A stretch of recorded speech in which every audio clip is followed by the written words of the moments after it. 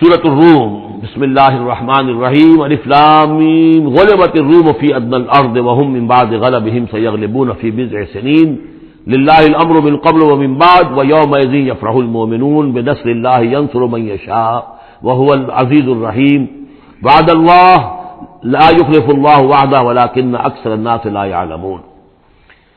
یہ سورہ روم جو ہے، اس میں آغاز میں جو مضمون آیا ہے وہ اس اعتبار سے بہت اہم ہے کہ ایک تاریخی پس منظر بھی ہے اس کا، اور ایک بہت بڑی پیشن گوئی تھی کہ جو ان آیات میں کی گئی تھی کہ جو پھر صحیح ایگزیکٹلی جیسے کہ پیشن گوئی اللہ نے کی تھی ان آیات میں وہ پوری ہوئی۔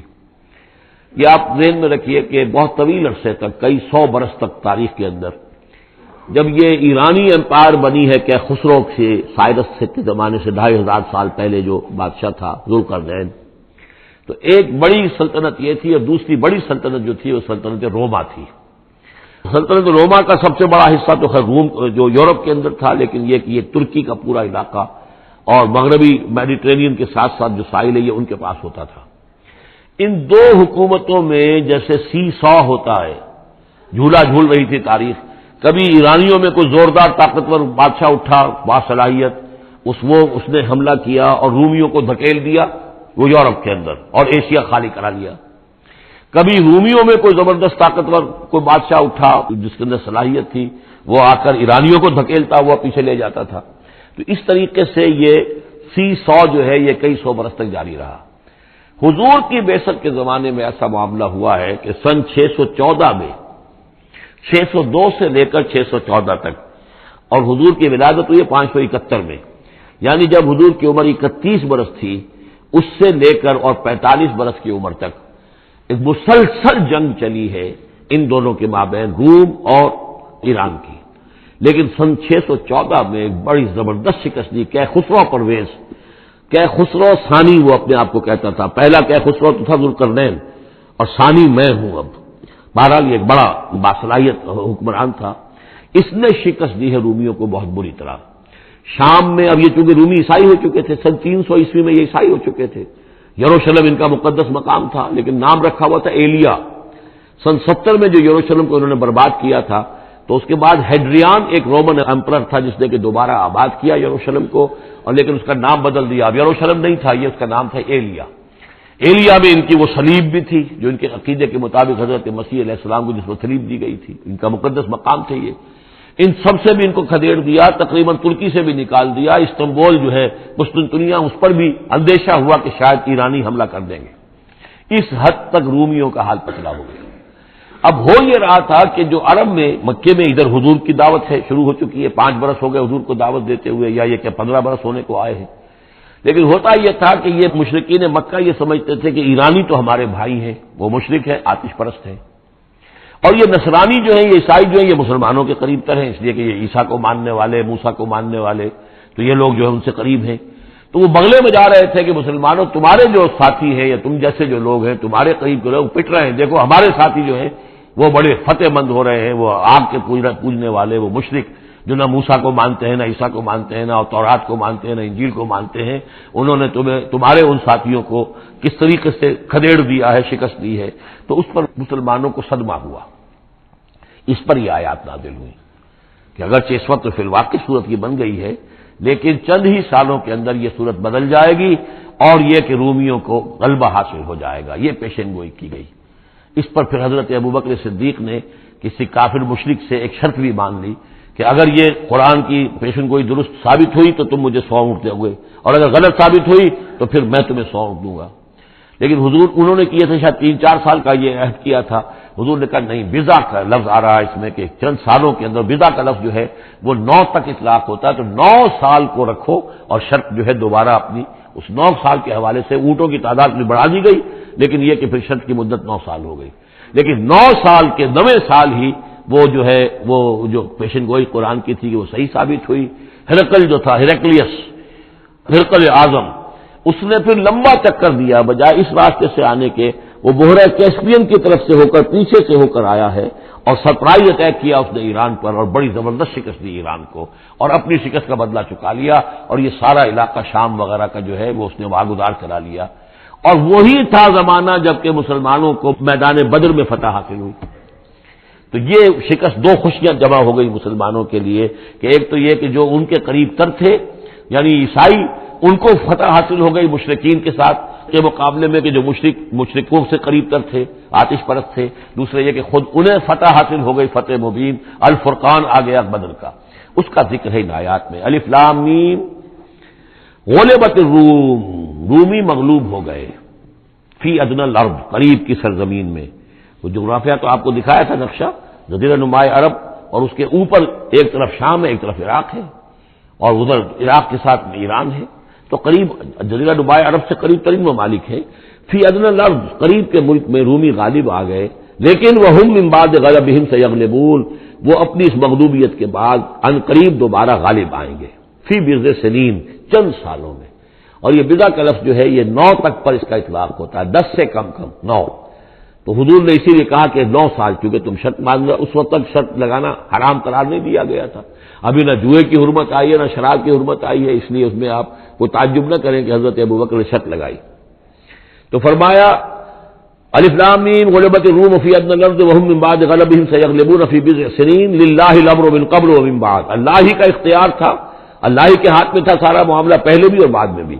وَيَوْمَئِذٍ يَفْرَحُ الْمُؤْمِنُونَ، اس روز اہل ایمان خوشیاں منائیں گے.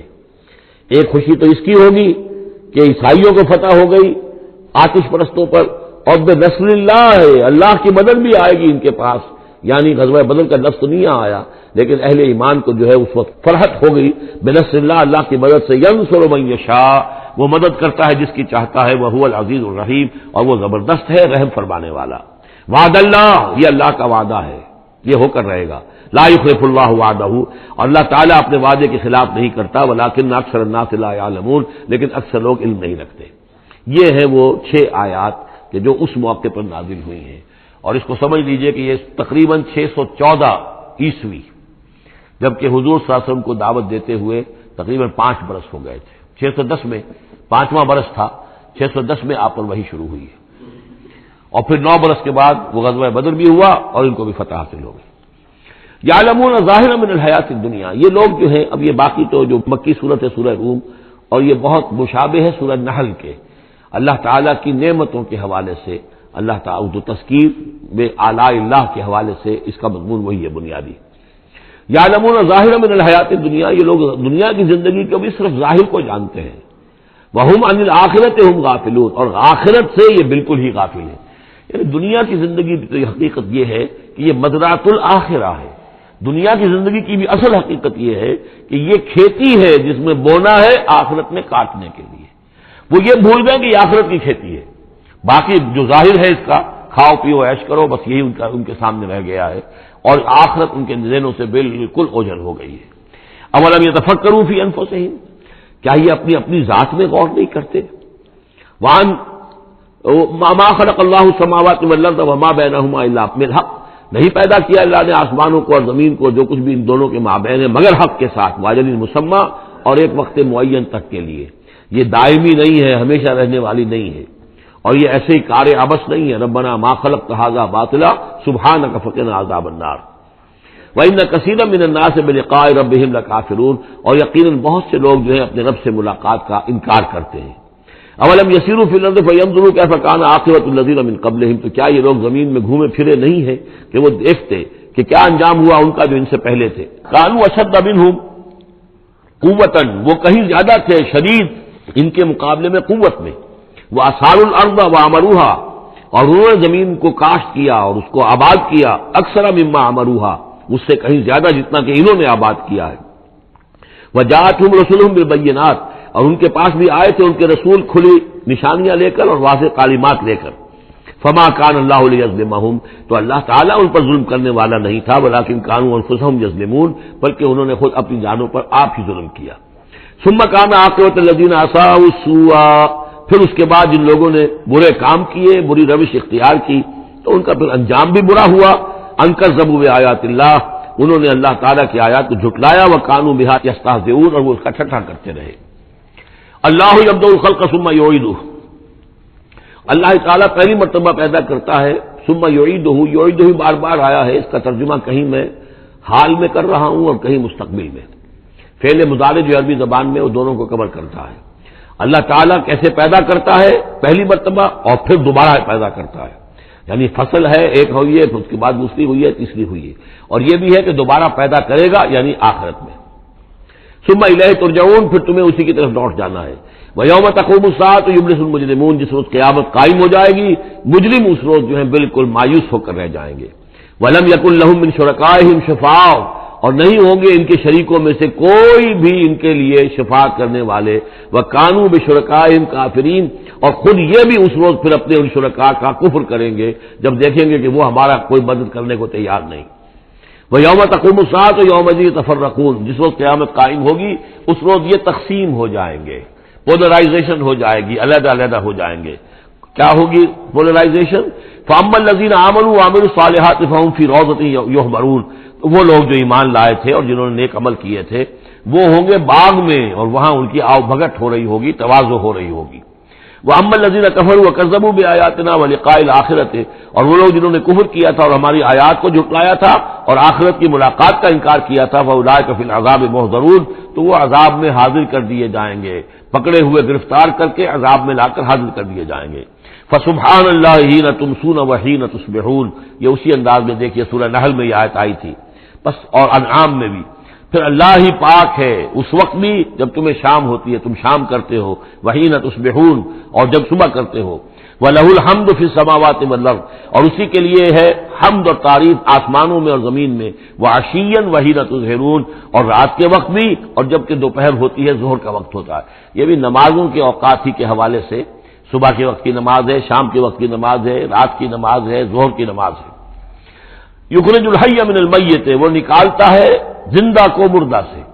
انڈا بے جان شے ہے، اس میں زندگی کے کوئی آثار موجود نہیں ہے، اس میں سے چوزا برآمد ہوتا ہے جاندار۔ ویخرج المیت من الحی، اسی طرح برغی سے انڈا برآمد ہوتا ہے، اور بھی بہت سی چیزیں کہ جو نکل رہی ہیں۔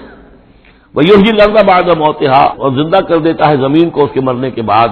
وَكَذَلِكَ تُخْرَجُونَ، اور اسی طریقے سے تم کو بھی نکال لیا جائے گا قبروں سے، زمین میں جہاں تم دفن ہوگے، جہاں تمہارے اجزاء تحلیل ہو چکے ہوں گے، لیکن اللہ تعالیٰ اسی طریقے سے اس مردہ زمین میں سے جیسے فصل نکال لیتا ہے تمہیں نکال لے آئے گا۔ وَمِنْ آيَاتِهِ أَنْ خَلَقَكُم مِّن تُرَابٍ ثُمَّ إِذَا أَنْتُمْ بَشَرٌ تَنْتَشِرُونَ وَمِنْ آيَاتِهِ أَنْ خَلَقَ لَكُم مِّنْ أَنفُسِكُمْ أَزْوَاجًا لِتَسْكُنُوا إِلَيْهَا وَجَعَلَ بَيْنَكُم مَّوَدَّةً وَرَحْمَةً إِنَّ فِي ذَلِكَ لَآيَاتٍ لِقَوْمٍ يَتَفَكَّرُونَ وَمِنْ آيَاتِهِ خَلْقُ السَّمَاوَاتِ وَالْأَرْضِ وَاخْتِلَافُ أَلْسِنَتِكُمْ وَأَلْوَانِكُمْ إِنَّ فِي ذَلِكَ لَآيَاتٍ لِلْعَالَمِينَ صدق اللہ العظیم۔ یہ میں نے اپنے معمول کے خلاف متعدد آیات اس وقت اسی لیے تلاوت کی ہیں کہ آپ کو اندازہ ہو جائے کہ جو مضمون اب آ رہا ہے اس کا انداز کیا ہے۔ سورہ نحل میں ہم نے دیکھا تھا کہ پہلے اللہ تعالیٰ کی خاص خلاقی کی علامات، اس کے خاص جو بھی اس نے تخلیق فرمایا ہے مختلف اعتبارات سے ان کی نشانیوں کا تذکرہ کر کے ان فی ذالک لآیہ، یہ ہم نے سورہ شعراء میں بھی دیکھا، لیکن وہ تاریخی اعتبار سے تھی نشانیاں، اور جو ہیں آفاقی انفسی آیات الہیہ ان کے حوالے سے سورۃ النحل میں یہاں مضمون وہی ہے، لیکن شروع میں کیا جا رہا ان من آیات ہی، بعد میں تذکرہ ہو رہا ہے اللہ تعالیٰ کی اس خلاقی یا خاص اس کی جو بھی رحمت کے مظاہر ہیں ان کا، اور اس کی آیات میں سے ہے کہ اس نے تمہیں پیدا کیا مٹی سے اور پھر تم انسان بن گئے ہو کہ جو زمین میں پھیلے ہوئے ہو۔ ومن آیات ہی، اس کی آیات ہی میں سے یہ ہے ان خلق لکم من انفسکم ازواجا، کہ تمہارے لیے تمہاری نوع ہی میں سے تمہاری بیویاں بنائی، جوڑے بنائے، لتسکنوا الیہا، تاکہ تم ان کی طرف سکون پکڑو، وجعل بینکم مودۃ ورحمہ، اور یہ کہ تمہارے مابین ایک دوسرے کے لیے محبت اور رحمت پیدا کر دی۔ ان فی ذالک لآیات لقوم یتفکرون، یقیناً اس میں آیات ہیں ان لوگوں کے لیے جو غور و فکر کریں۔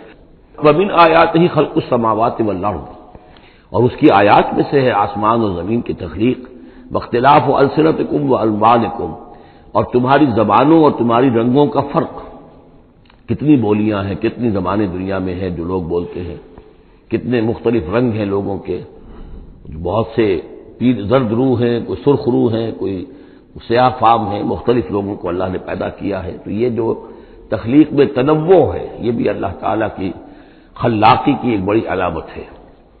ان فی ذلک لآیات للعالمین، یقیناً اس میں ان لوگوں کے لیے کہ جو علم رکھتے ہوں نشانیاں ہیں، آیات ہیں۔ ومن آیاتہ منامکم باللیل والنہار، اور یہ بھی اس کی نشانیوں میں سے ہے، اس کی حکمت اور اس کے علم کی نشانیوں میں سے ہے تمہارا سونا، رات کے وقت بھی اور دن میں بھی۔ دن میں بھی قیلولہ انسان کرتا ہے اور رات کے وقت سونا ہے۔ وابتغاؤکم من فضلہ، اور یہ کہ پھر بقیہ اوقات میں جو تم اس کا فضل تلاش کرتے ہو، اس کے لیے بھاگ دوڑ کرتے ہو، محنت کرتے ہو، پھر تمہاری معاشی جد و جہد ہے۔ ان فی ذلک لآیات لقوم یسمعون، یقیناً اس میں نشانیاں ہیں ان لوگوں کے لیے جو سنتے ہیں، یعنی جو دل سے کے کانوں سے سنتے ہیں۔ ایک ہے حیوانوں کی طرح کا سننا، ایک ہے انسانوں کی طرح کا سننا، دل سے سننا۔ ومن آیاتہ یریکم البرق خوفا وطمعا، اور یہ بھی اس کی نشانیوں میں سے ہے کہ وہ تمہیں دکھاتا ہے جب بجلی کونتی ہے تو خوف کے ساتھ بھی اور لالچ کے ساتھ بھی۔ خوف بھی ہوتا ہے کوئی طوفان نہ ہو کہ جس سے کوئی تباہی آ جائے، لیکن لالچ بھی ہوتا ہے کہ بارش آئے، باران رحمت آ جائے۔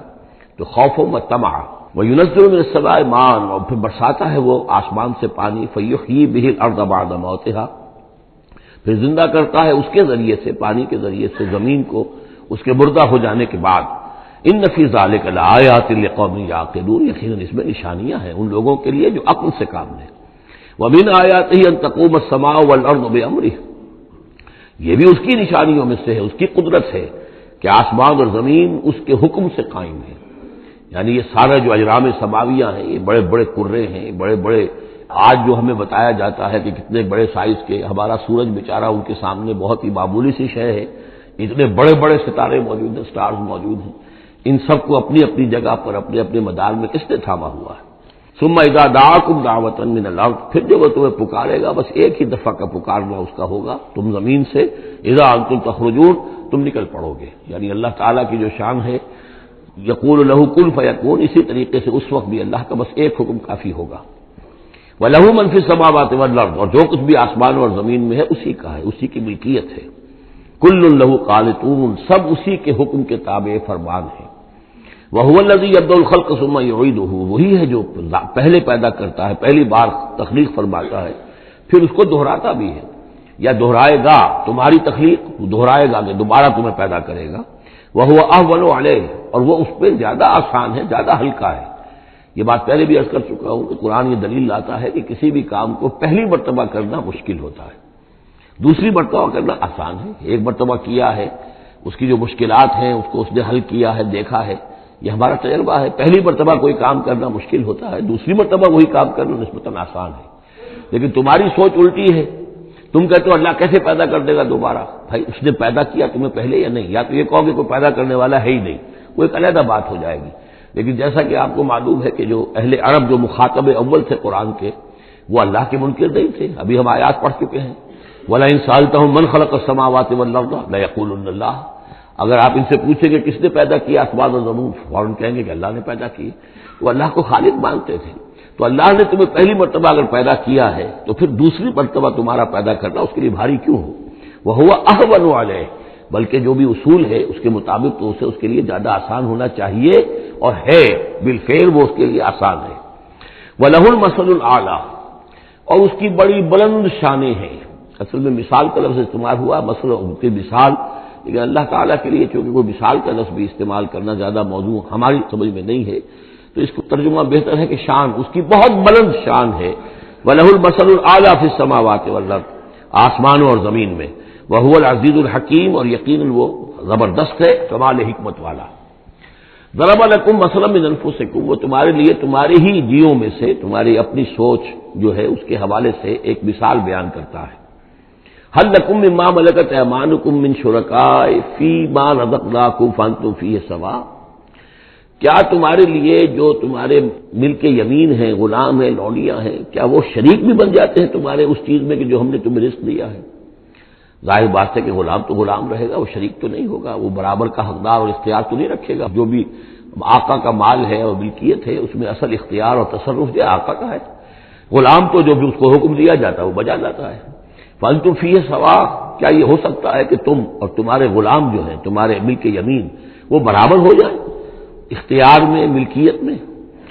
تخافون کخیفتکم، کیا تم ان کے بارے میں بھی اسی طریقے کی سوچ رکھتے ہو جیسے کہ اپنے بارے میں اندیشے ہوتے ہیں، ایسا نہ ہو جائے، ایسا نہ ہو جائے، اس کا بھی اہتمام کر لیا جائے، اس اندیشے کا بھی سدباب کر لیا جائے. کیا جتنی فکر تم اپنے بارے میں کرتے ہو، کیا اتنی ہی فکر اپنے ان غلاموں کے بارے میں بھی کرتے ہو؟ کخیفتکم انفسکم، کیا نگہداشت جو ہے جتنی اپنی کرتے ہو ان کی بھی کرتے ہو؟ کذالک نفصل الآیات لقوم یعقلون، اسی طرح ہم اپنی آیات کو واضح کر رہے ہیں، تفصیل بیان کر رہے ہیں ان لوگوں کے لیے جو عقل سے کام لیں. یعنی یہ کہ باقی جتنے بھی ہیں جن کو تم نے چھوٹے معبود مانا ہے، تم خود مانتے ہو چھوٹے معبود ہیں، اللہ بڑا معبود ہے، خالق حقیقی صرف وہ ہے، تو یہ کیسے برابر ہو جائیں گے؟ اور کیسے تم نے یہ سمجھ لیا ہے کہ ان کی سفارش جو ہے وہ بائنڈنگ ہو جائے گی اللہ پر اور یہ تمہیں اللہ کی پکڑ سے بچا لیں گے؟ یہ تم نے جو تصور کیا ہے خود اپنے اوپر قیاس کرو تو کیا تمہارے غلام جو ہے وہ تمہارے برابر ہو جاتے ہیں؟ تو یہ جتنی بھی تم نے گھڑ لی ہیں معبود اپنے، یہ بھی سب مخلوق ہیں، چاہے وہ من گھڑت ہیں تمہارے جن کی کوئی حقیقت ہے ہی نہیں، اور چاہے یہ کہ وہ ملائکہ ہوں یا انبیاء ہوں یا اولیاء اللہ، وہ سب مخلوق ہیں. تو اللہ کے لیے تو سب غلام ہیں، تو اللہ کے برابر کیسے ہو جائیں گے؟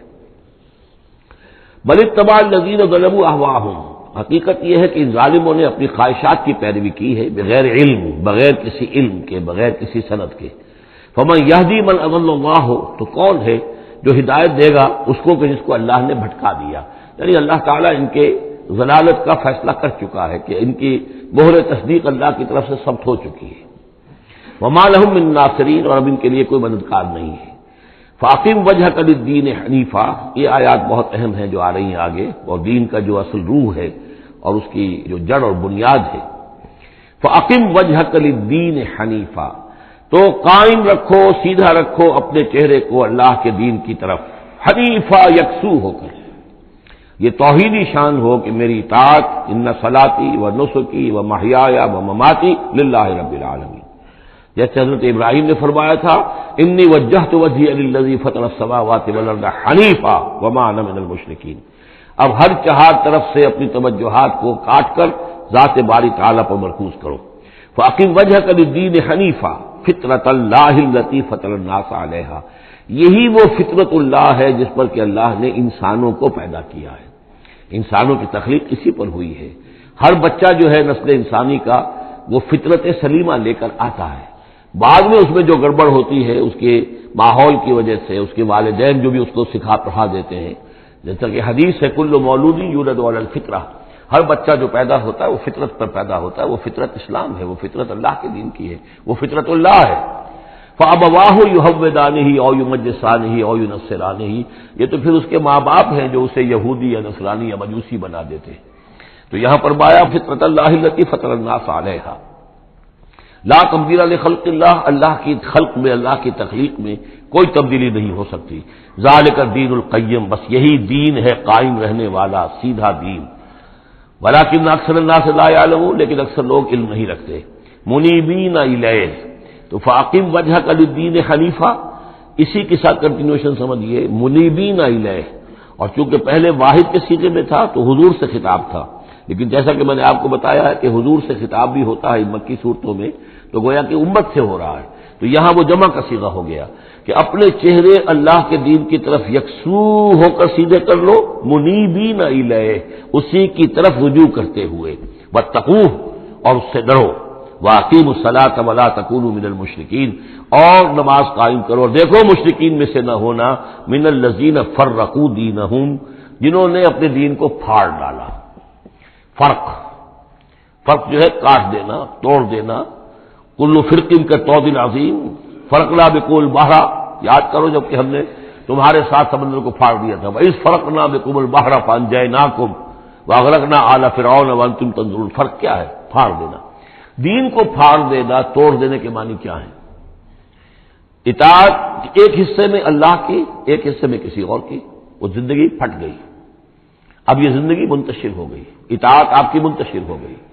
اطاعت صرف اللہ کی ہو، فَدْعُوهُ مُخْلِصِينَ لَهُ الدِّينَ، پکارو اس کو لیکن اسی کے لیے اپنے دین کو خالص کرتے ہوئے.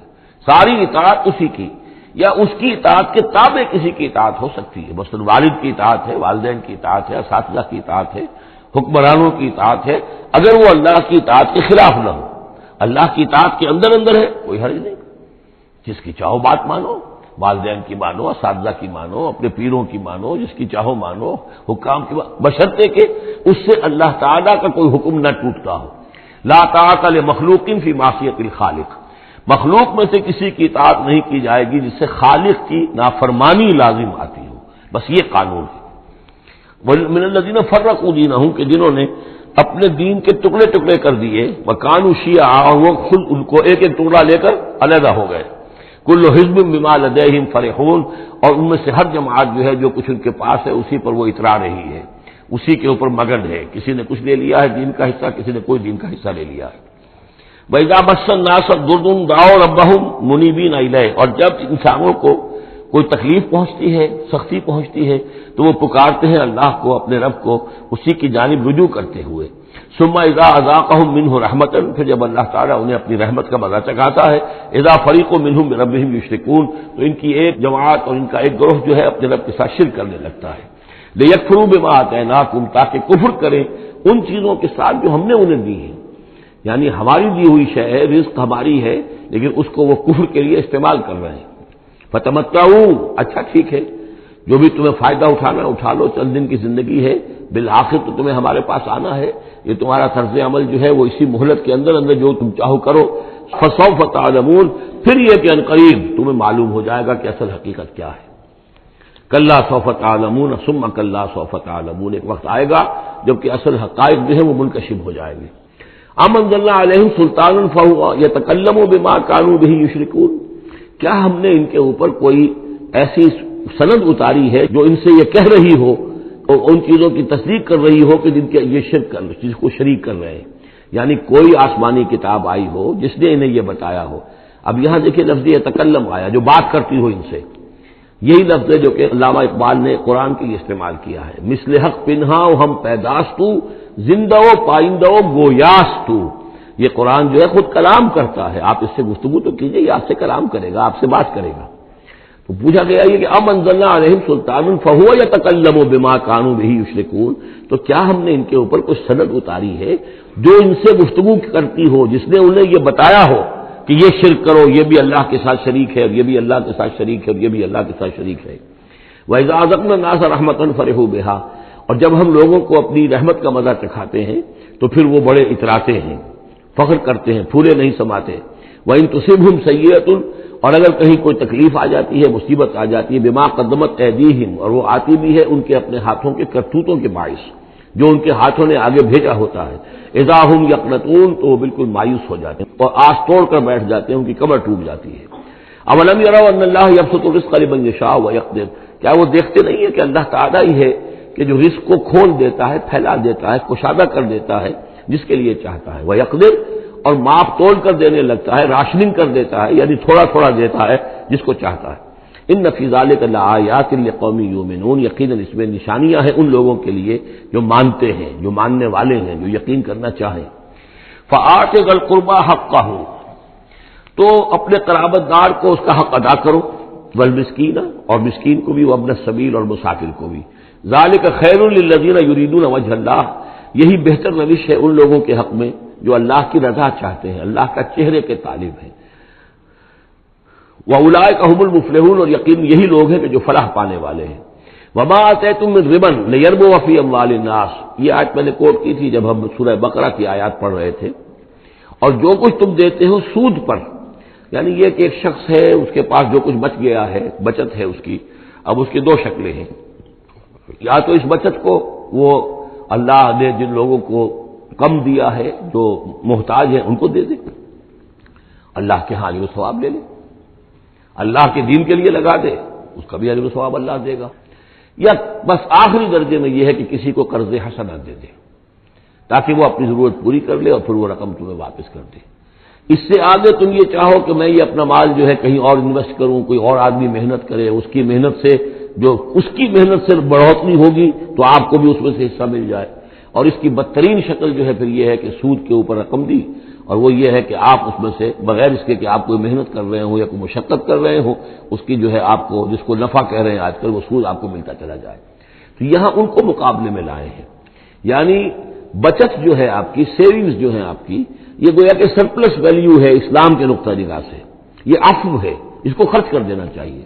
ایمان کا تقاضا یہ ہے یسألونک ماذا ينفقون قل العفو، وہ اللہ کے لیے، اللہ کے دین کے لیے، محتاجوں کے لیے، غرباء کے لیے صرف کر دیا جائے۔ لیکن یہ ہے کہ اتنی ہمت نہیں ہے کہ صدقہ جو دیا جائے تو پھر یہ کہ قرض حسن دیا جائے، یا یہ کہ کسی اور شکل کے اندر جو ہے وہ کسی آدمی کی مدد کر دی جائے، یہ ساری چیزیں ہیں۔ لیکن آخری شکل جو ہے اسلام میں، یہ بھی جو بعد میں پھر شریعت کے احکام مدون ہوئے ہیں، تو ایک صورت دی گئی ہے کہ آپ مزاربت پر دے دیں۔ مزاربت یہ ہے کہ آپ کا وہ جو رقم ہے وہ کوئی اور شخص کام کرے گا، اگر تو کوئی دفع ہو جائے تو کچھ آپ بھی لے لیں اور کچھ وہ لے لیں، نقصان ہو جائے تو سارا نقصان آپ برداشت کریں گے، جس کے پاس وہ سرپلس بنی تھی اس کا کوئی تاوان جو ہے وہ جو عامل ہے اس کے اوپر نہیں آئے گا۔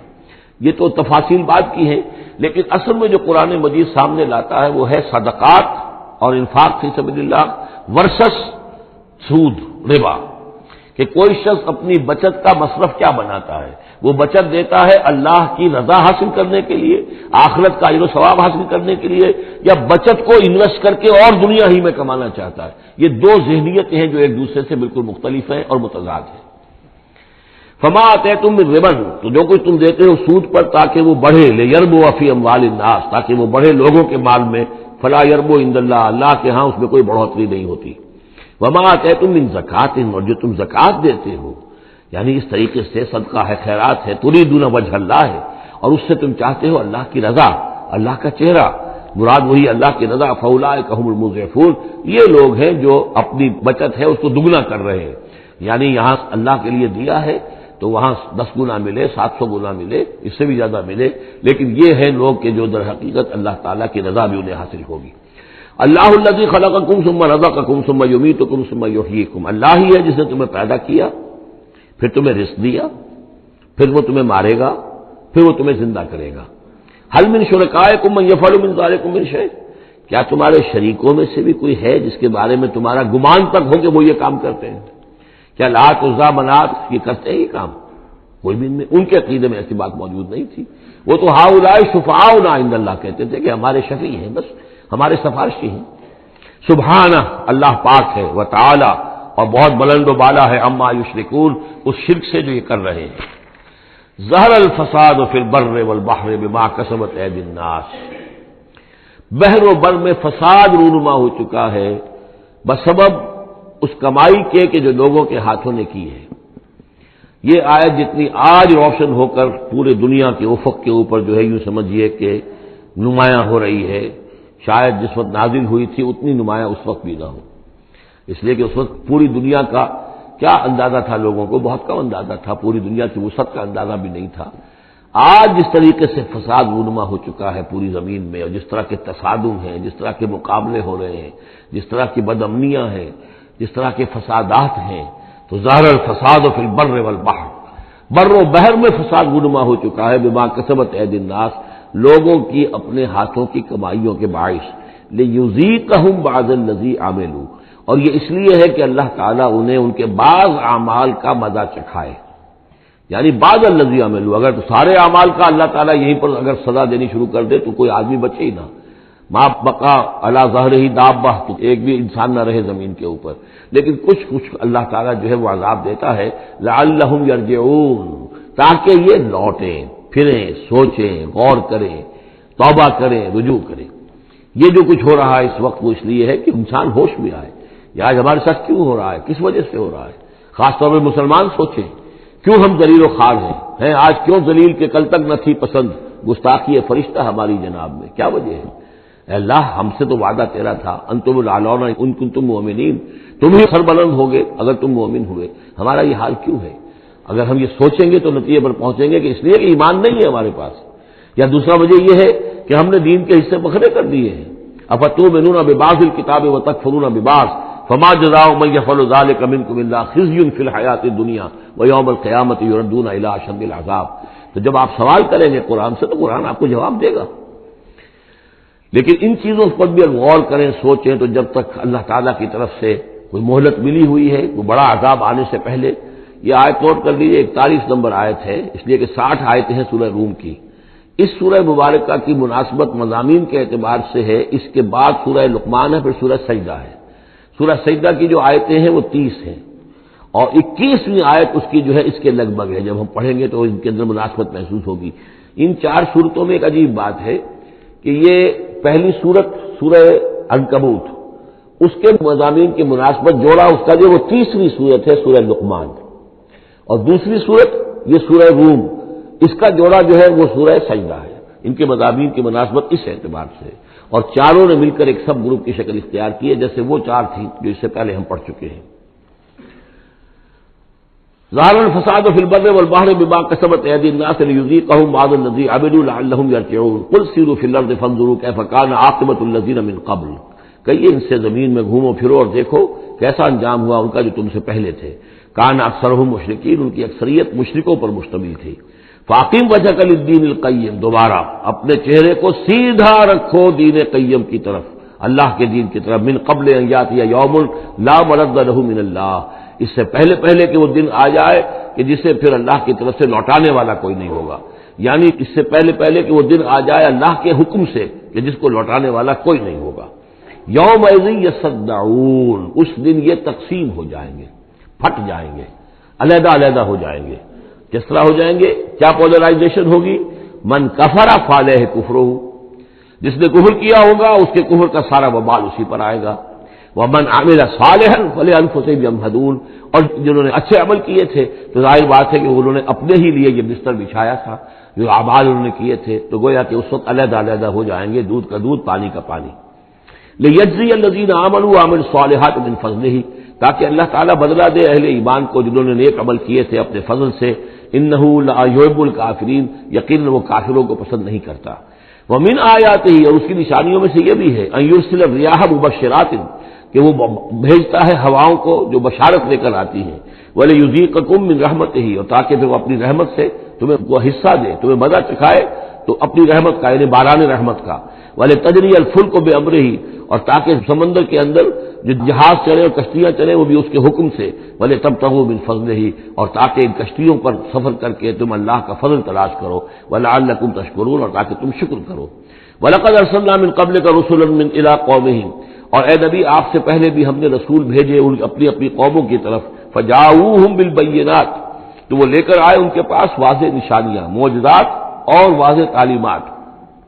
فانتقمنا من الذین اجرموا، پھر ہم نے انتقام لیا مجرموں سے، وکان حقا علینا نصر المؤمنین، اور یہ تو ہمارے ذمے تھا کہ ہم اپنے اہل ایمان بندوں کی مدد کریں۔ یعنی یہی ہوا ہے، حضرت نوح اور ان کے ساتھی بچا لیے گئے، حضرت ہود اور ان کے ساتھی بچا لیے گئے، حضرت صالح اور ان کے ساتھی بچا لیے گئے۔ اللہ الذی یرسل الرياح فتثير سحابا، اللہ ہی ہے کہ جو ہوائیں چلاتا ہے، فتثير، پھر وہ ہوائیں جو ہے اٹھاتی ہیں بادلوں کو، فیبسطہ فی السماء، پھر اللہ تعالیٰ ان بادلوں کو پھیلا دیتا ہے فضا کے اندر، کیف یشاء، جیسے بھی وہ چاہتا ہے، ویجعلہ کسفا، پھر ان کو کر دیتا ہے تہ برتہ، یہ مضمون پہلے بھی آ چکا ہے، پھر ان کو تہ برتہ کرتا ہے۔ فترى الودق يخرج من خلالہ، تم دیکھتے ہو کہ بارش برستی ہے اور مہ برستا ہے ان کے درمیان سے، فاذا اصاب به من يشاء من عباده اذا هم يستبشرون، تو جب اللہ تعالیٰ اپنے بندوں میں سے کسی پر اس بارش کو برسا دیتا ہے اس کی زمین پر، تو وہ بڑے خوش ہوتے ہیں، شاداں فرحاں ہوتے ہیں، خوشیاں مناتے ہیں۔ وَإِن كَانُوا مِن قَبْلِ، اور اس سے پہلے اگرچہ وہ تھے، ان ينزل علیہم من قبل ہی، کہ اس سے پہلے کہ یہ ان پر بارش برسائی گئی ہوتی، لمبلسین، یقیناً بہت ہی نا امید تھے، یقیناً اس سے پہلے مایوس ہو چکے تھے کہ اچانک گھٹا آئی، بشارت آئی، بارش برسی، اب وہ خوش ہو گئے، خوشیاں منا رہے ہیں۔ یہ خاص طور پر جو بارانی زمینیں ہوتی ہیں وہاں کے لوگوں کو اصل میں ان چیزوں کا زیادہ تجربہ ہوتا ہے۔ عام طور پر جہاں آرٹیفیشل اریگیشن ہے تو وہاں یہ نیچرل فینومینا اور اس کے ساتھ یہ نفسیاتی کیفیات اتنی نہیں ہوتی جتنی کہ بارانی زمینوں میں ہوتی ہے۔ فانظر الی آثار رحمت اللہ، تو دیکھو اللہ کی رحمت کے جو آثار ہیں، نشانیاں ہیں، اس کو دیکھو، کیف یحیی الارض بعد موتہا، کیسے وہ زندہ کرتا ہے زمین کو اس کے مردہ ہو جانے کے بعد۔ ان ذالک لمحیی الموتیٰ، وہی ہے جو زندہ کرے گا مردوں کو، وہو علی کل شیء قدیر، اور یقیناً وہ ہر چیز پر قادر ہے۔ ولئن ارسلنا ریحا، اور اگر ہم بھیجیں کوئی ایسی ہوا، جھکڑ بھیج دیں اس کھیتی کے اوپر، وہ کھیتی کو تباہ و برباد کر دے، فراؤ مصفرا، اور دیکھے کہ وہ کھیتی تو پیلی پڑ گئی، زرد پڑ گئی، کوئی ایسا آ گیا، کوئی باد سرسر کا جھونکا آ گیا، کیا ہوا؟ فَلَظَلُّوا مِن بَعْدِهِ يَكْفُرُونَ، تو پھر وہ اس کے بعد جو ہے وہ پھر ناشکری کرنے لگتے ہیں اللہ کے جناب میں کہ ہمارے اوپر تو اللہ کی کوئی رحمت کبھی ہوئی ہی نہیں، ہمارے لیے تو ہماری تو قسمت پھوٹی ہوئی ہے، اللہ تعالیٰ کی طرف سے ہمیں کبھی کوئی خیر ملا ہی نہیں۔ فَإِنَّكَ لَا تُسْمِعُ الْمَوْتَىٰ، تو اے نبی آپ نہیں سنا سکتے مردوں کو، وَلَا تُسْمِعُ الصُّمَّ الدُّعَاءَ اِذَا وَلَّوْا مُدْبِرِينَ، نہ ہی آپ ایسے بہرے لوگوں کو سنا سکتے ہیں اپنی پکار اور اپنی دعوت کہ جو پیٹھ موڑ کر بھی چلے گئے ہوں۔ یعنی بہرا جو ہے اگر آپ کے آمنے سامنے رو در رو ہے تو کم سے کم اشاروں کے نعروں میں کوئی بات اسے سمجھائی جائے، لیکن یہ لوگ جو ہیں یہ تو ایسے بہرے ہیں کہ جو ساتھ ہی پیٹھ موڑ کر چل بھی دیے ہیں، لہذا آپ کوئی شکل نہیں ہے کہ آپ اپنی دعوت اور جو بھی ابلاغ و تبلیغ ہے اس کا ان کے اوپر کوئی اثر پیدا کر سکیں۔ وَمَا أَنتَ بِهَادِ الْعُمْيِ عَن ضَلَالَتِهِمْ، اسی طرح آپ اندھوں کو ان کی گمراہی اور ان کی ضلالت سے بھٹکنے سے آپ بچا نہیں سکتے، ہدایت نہیں دے سکتے۔ ان تسمع الا من یؤمن، آپ نہیں سنا سکتے مگر انہی کو جو مانتے ہیں، بے آیاتنا، ہماری آیات کو، فہم مسلمون، بس وہ ہماری فرما برداری اختیار کرتے ہیں۔ اللہ الذی خلقکم من ضعف، وہ اللہ ہی ہے جس نے تمہیں بنایا کمزوری سے، یعنی جب تم پیدا ہوتے ہو تو بہت کمزور ہوتے ہو، ثم جعل من بعد ضعف قوۃ، پھر تمہاری اس کمزوری کے بعد اللہ تعالیٰ تمہیں قوت عطا فرماتا ہے، جوانی آتی ہے، آدمی کڑیل جوان بنتا ہے، پھر اس کی ثم جعل من بعد قوۃ ضعفا، پھر قوت کے بعد پھر ضعف آ جاتا ہے، پھر یہ ادھیڑ عمر ہوئی اور قوا کے اندر جو ہے اضمحلال پیدا ہونا شروع ہوا، پھر بڑھاپا آ گیا، وشیبہ، اور پھر یہ کہ سفید بال ہو جاتے ہیں۔ یخلق ما یشاء، اللہ تعالیٰ پیدا کرتا ہے، تخلیق فرماتا ہے جو چاہتا ہے، وہو العلیم القدیر، اور یقیناً وہ سب کچھ جاننے والا اور ہر شے پر قدرت رکھنے والا ہے۔ وَيَوْمَ تَقُومُ السَّاعَةُ يُقْسِمُ الْمُجْرِمُونَ، اور جس دن قیامت قائم ہوگی قسمیں کھائیں گے یہ مجرم، ما لبثوا غیر ساعۃ، نہیں رہے وہ سوائے ایک گھنٹے کے، ایک گھڑی کے، بس ایک گھڑی رہے دنیا میں اور یا اس عالم برزخ میں، اس سے زیادہ نہیں۔ کذالک کانوا یؤفکون، جس طرح اس وقت ان کے جو ہے ہوش ٹھکانے نہیں ہوں گے، اسی طرح وہ دنیا میں بھی اچک لیے جاتے تھے، یعنی حقیقت کو نہیں سمجھتے تھے، حقیقت کو نہ تسلیم کرتے تھے نہ مانتے تھے۔ وقال الذین اوتوا العلم، اور کہیں گے وہ لوگ کہ جن کو کہ علم حاصل تھا، جو صاحب شعور تھے، والایمان، اور جن کو ایمان حاصل تھا، لقد لبثتم فی کتاب اللہ الی یوم البعث، اے بدبختو تم رہے ہو اللہ کے حساب اور اللہ کی کتاب کے مطابق یوم بعث تک۔ یہ سارا تم ایک گھنٹہ جسے کہہ رہے ہو یہ عالم برزخ تھا، بڑا طویل برزخ کا عالم تھا۔ اب ظاہر بات ہے جو انسان آج سے 5000 پہلے مر چکا ہے، 5000 برس تو اس کے برزخ میں پہلے ہی گزر چکے ہیں، ابھی یہ کہ اور کتنا وقت آنا ہے، تو وہ کہیں گے اہل ایمان یہ تو اصل میں عالم برزخ کا وقفہ تھا۔ فہذا یوم البعث، اور اب جو تمہاری آنکھ کھلی ہے تو یہ ہے یوم بعث، یہ یوم قیامت ہے، یہ اٹھنے کا دن ہے۔ ولکنکم کنتم لا تعلمون، لیکن یہ کہ تم علم نہیں رکھتے تھے، تم نے ان چیزوں کو نظر انداز کر دیا تھا، ان کے بارے میں غور کرنا ہی پسند نہیں کیا تھا۔ فَيَوْمَئِذٍ لَا يَنفَعُ الَّذِينَ ظَلَمُوا مَعْذِرَتُهُمْ، تو آج پھر جن لوگوں نے ظلم کیا، زیادتی کی، گناہ کی زندگی بسر کی، اب ان کو کوئی فائدہ نہیں پہنچائے گی ان کا معذرت کرنا، عذر تراشنا، بہانے بنانا اور معافیاں مانگنا کام نہیں آئے گا۔ وَلَا هُمْ يُسْتَعْتَبُونَ، نہ ہی انہیں یہ موقع دیا جائے گا کہ وہ توبہ کریں، اب وہ وقت گزر چکا۔ دنیا میں موقع تھا جب تک موت نہیں آئی تھی، معلم یغرغر، جب تک کہ موت کے آثار شروع نہیں ہوئے ان کے لیے توبہ کا موقع تھا، لیکن اب انہیں یہاں پر توبہ کا موقع نہیں دیا جائے گا، ان کی توبہ جو ہے اب قبول نہیں ہوگی۔ وَلَقَدْ ضَرَبْنَا لِلنَّاسِ فِي هَذَا الْقُرْآنِ مِنْ كُلِّ مَثَلٍ، ہم نے تو لوگوں کے لیے اس قرآن میں ہر طرح کی مثالیں بیان کر دیں، ہر انداز میں سمجھا دیا۔ ایک پھول کا مضمون ہو تو 100 رنگ سے باندھیں، ہم نے یہ ہر طریقے سے بات جو ہے واضح کر دی ہے۔ اَوَلَئِن جِئْتَهُم بِآیَةٍ، اور اگر آپ لے آئے ان کے پاس کوئی نشانی، لَيَقُولَنَّ الَّذِينَ كَفَرُوا إِنْ أَنْتُمْ إِلَّا مُبْطِلُونَ، تو یہی کہیں گے یہ لوگ کافر کہ نہیں ہو مگر تم جھوٹ گھڑ رہے ہو، یہ جھوٹی باتیں ہیں، من گھڑت باتیں ہیں جو تم کر رہے ہو، یا یہ کہ تم نے کوئی جادو کر دیا ہے۔ كَذَلِكَ يَطْبَعُ اللَّهُ عَلَىٰ قُلُوبِ الَّذِينَ لَا يَعْلَمُونَ، اسی طرح اللہ مہر کر دیا کرتا ہے ان لوگوں کے دلوں پر جو علم نہیں رکھتے۔ فَاصْبِرْ، بس اے نبی صلی اللہ علیہ وسلم آپ صبر کیجئے۔ إِنَّ وَعْدَ اللَّهِ حَقٌّ، اور جیسا کہ میں نے عرض کیا یہ صرف حضور کے لیے نہیں ہے، حضور کی وساطت سے تمام مسلمانوں کو۔ تو اے نبی آپ اور اے اہل ایمان تم سب صبر کرو۔ ان وعد اللہ حق، اللہ کے وعدے پر یقین رکھو، اللہ کا وعدہ سچا ہے، اس کی مدد آئے گی، غلبہ دین کو ہوگا، حق کا ہوگا، لیکن یہ کہ اس کے ابھی بہرحال ابھی اس کے امتحان اور بھی ہیں، تمہارا امتحان تو لیا جائے گا۔ احسب الناس ان یترکوا ان یقولوا آمنا وهم لا یفتنون، پھر سورہ بقرہ کی وہ آیت ذہن میں لائیے، وَلَنَبْلُوَنَّكُمْ بِشَيْءٍ مِّنَ الْخَوْفِ وَالْجُوعِ وَنَقْصٍ مِّنَ الْأَمْوَالِ وَالْأَنفُسِ وَالثَّمَرَاتِ، یہ اللہ امتحان تو لے گا، لیکن اللہ کے وعدے پر پختہ یقین رکھو، ان وعد اللہ حق ولا يستخفنك الذين لا يوقنون، اور دیکھنا کہیں وہ لوگ جو یقین نہیں رکھتے تمہیں ہلکا نہ کر دیں، یعنی ان کا دباؤ جو ہے تم برداشت نہ کر سکو اور تم پیچھے ہٹ جاؤ، کو پسپائی اختیار کر لو، اس کے معنی کیا ہوئے؟ بڑے بودے نکلے، بڑے کمزور نکلے۔ دیکھنا کہیں ایسا نہ ہو کہ یہ تمہارے دشمن، یہ مشرک، یہ کافر جو دباؤ ڈال رہے ہیں، کہیں تمہارا بوداپن ظاہر ہو جائے اور وہ تمہیں ہلکا کر کے رکھ دیں۔ اس کے بجائے جمے رہو، ڈٹے رہو، کوہ ہمالیہ کی طرح کھڑے رہو، اور اللہ تعالیٰ کے دین کے لیے جو تن من دھن لگا رہے ہو اسی طریقے سے لگاتے رہو، بالآخر اللہ تعالیٰ تمہیں نجات دے گا، دنیا میں بھی آخرت میں بھی۔ بارک اللہ لی و لکم فی القرآن العظیم و نفعنی و ایاکم بالآیات والذکر الحکیم۔